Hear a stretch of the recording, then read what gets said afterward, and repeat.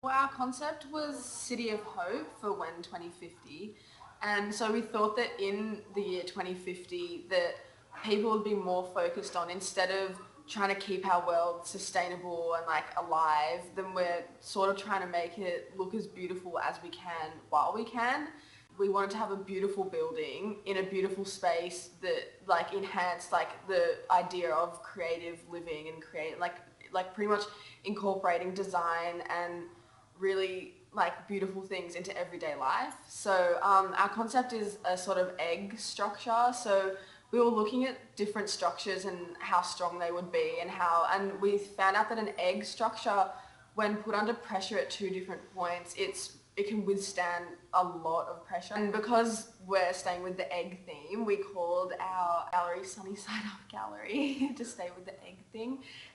Well, we've made our building have 3 levels. The first level being the ground level being the gallery, the top level being the artist space, and the level underground is the office spaces. And I was the one who designed the office spaces, and I designed them in a way that it's sort of like a community, how everyone's together and everyone can easily communicate and share ideas with each other.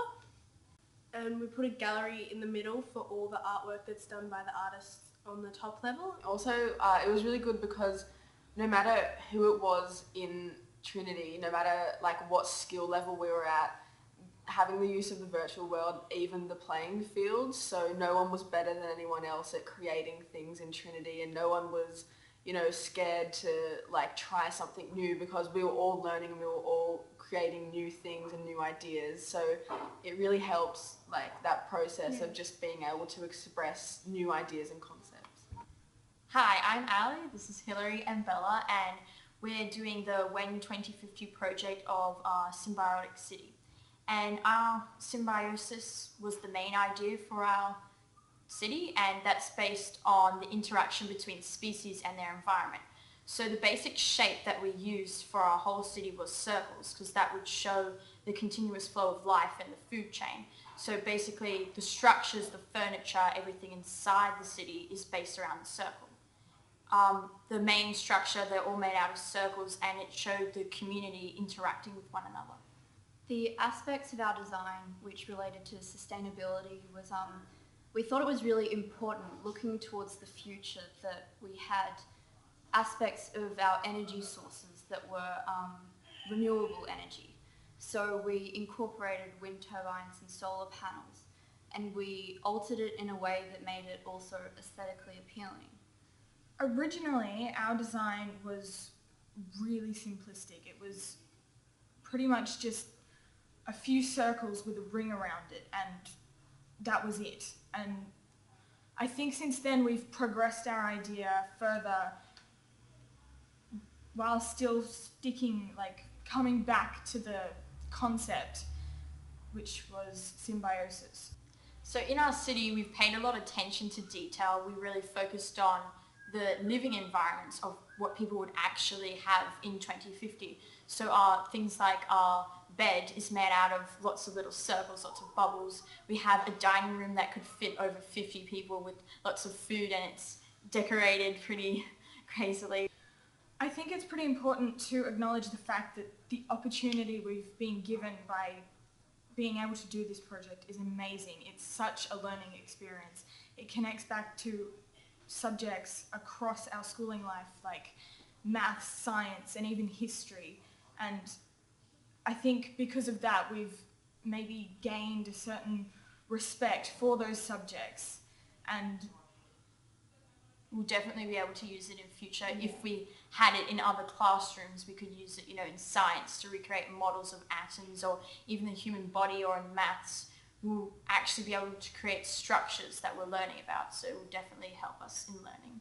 This is Paul and Michael, and I'm Audrey, and we worked on the project with the park in the sky kind of thing. And well, our theme was Multiplicity, which is a city above a city, hence why we had a park above our 2 office buildings. And our concept was inspired by Richard Goodwin when he came to speak to us, and his idea was like private places should be open to everyone and become public places. I was working mostly on the top part of the building, the rainforest, floating in the sky, and it changed a lot with it was starting off, we weren't going to focus so much on the bottom part of the building with the two black skyscrapers. So in 2050, we all think that the more buildings should be more sustainable and it should be environmentally friendly. So we incorporated lots of elements to that into our project, and some of the elements which Paul and Michael did was the wind turbines on the side of the black and white buildings, which when the wind blows, that generates energy for the building, so it doesn't need to use it just makes its own, so which is very environmentally friendly. My name's Sean, and this is Sebastian. And our project was called Saturation City. That was based mainly, so it was based in water. Our original idea started as based on a building in China, but it became too difficult to make it. So I experimented with different shapes until I came up with something that made me happy with it, that would look good inside and outside of the building. With different shapes, and I came up with an hourglass shape, except though instead of 2 pieces, it's 3. Well, I based the building on a hotel, and I managed to finish a bedroom, 2 bedrooms and 2 bathrooms. It was quite difficult to make because you're limited with how much you can move the shapes and keep it aligned. You can only move it in 4 directions, and then from that it became difficult because it was a circular building. Well, I worked on the boat sheds. In our original design, it was connected to the main building, but Sean's new building, we couldn't find a way to connect it and make it look good at the same time. So I built it on the river next to the building. Okay, hi, I'm Claire and this is Jasmine, and our building was submerged underwater, so ours was quite different to everyone else's, and it was a rectangular prism, but it was twisted, and everyone else's is like, well, there's actually someone who has a kilometre tall building here, and ours was actually only 45 metres tall, so ours is actually sort of more likely to be a normal sized building to what's everyone else's. And the fact that it's 20 metres submerged underwater as well. Well, by 2050 we presume that most of the land space will be taken up by office and residential buildings. So we did, so we thought that maybe architects and builders and people would start looking into the water to start moving the population out there. So we decided to put our building underwater, and it's a hotel, so people can just stay, go for holidays. It's for families. People can go, just mainly for anyone, couples, anyone. Yeah, we even have pods under the water, so we have 3 pods set under the water, and they're sort of the deluxe sort of area. And they're like the Mentos shape, you know those little mints, the Mentos? Yeah? They're like that shape, and there's a tunnel that looks through that sort of blends in with the surroundings and stuff, so that's quite a nice area for people to go and see as well. So, alright, so our building has sort of got everything you need. It's got the car park and everything on the outside, so as soon as you come, you're practically, everything's set out for you. So we have the car park there, and then as soon as you get out of the car, the ramp is sort of just there for you.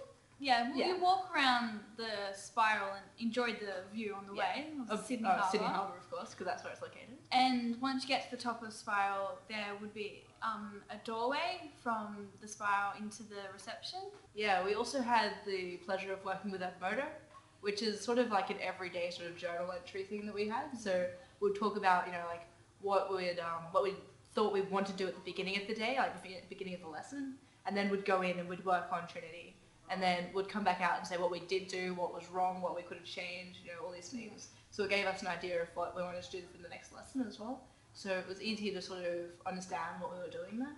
Yes. Yeah, so And it was anyway. interesting to see what our process, to see how we went, what we started off with to where we were when we finished. Hello, I'm Paolo, and I'm Jason. we worked on the 2050 Trinity project. Our concept was tailored to cities. Our original idea was to have one building with 3 sections to define the different cities, but we thought maybe we could have combined our own ideas in different buildings to 2 different buildings, which is what you'll see. which is now what we've created to show more personality in both buildings. Mine is the one on the left, which is the very tall one. And mine is the one near the water, and it's very smooth and it's flexible. As you see going up the building, there are a lot of these kind of, I was inspired by kind of a UFO shaped thing, kind of an alien futuristic thing on there. And then they have these and you notice the kind of tube that goes through them. The idea is there's these kind of jet powered lifts that literally go up, you get off on your floor, and then it goes up and down again. You might notice something that everything is just white. The white is part of the sustainability of our building because it's global warming, it's going to be really hot. So the idea of the white is to reflect sunlight. Also the white kind of fits in because there's a very cold theme about my building. It felt very cold. My building is the building next to the sea, next to yours, and it was inspired by the DNA double helix form, and the main idea of the building was to have a balance between work area, which is yours, and leisure area, and it is so complex because I was inspired by what Richard Gould said. He told us to have both public areas and private areas. It's also a way to get out of the social, digital world like Facebook or Twitter, and it brings people together. And the white was repeated in both buildings to Kind of link them. yeah it brings like cleanness and simplicity to the overall effect, and we thought we might put the red as a walkway to bring the grand feeling of like Hollywood or the red carpet, and that's the red eye blood cell shaped object on the top of the building symbolizes the red blood cells. It absorbs energy from the sun, which then powers through the whole building, and so the symbolism behind that is the red runs the blood, which powers the body, and the white, the protection shields of the building is like the white blood cells. So I wanted to make the building like a living organism, and then when you move down the building, you have different blocks of rooms, and the interior of the room is inspired by futuristic houses or hotels, and it includes a lot of shocking or like Lady Gaga feel to it. It's a place where you don't feel the need of money. That's why you see there's just bits of money floating or on the ground, because it's a place where you just want to forget about work and just relax. If I had the chance to do this again, I wouldn't just build one building, I'd build a whole city. And I'd even make little people maybe in there, vehicles, and it would just be an entire environment. The last thing I did was to create a map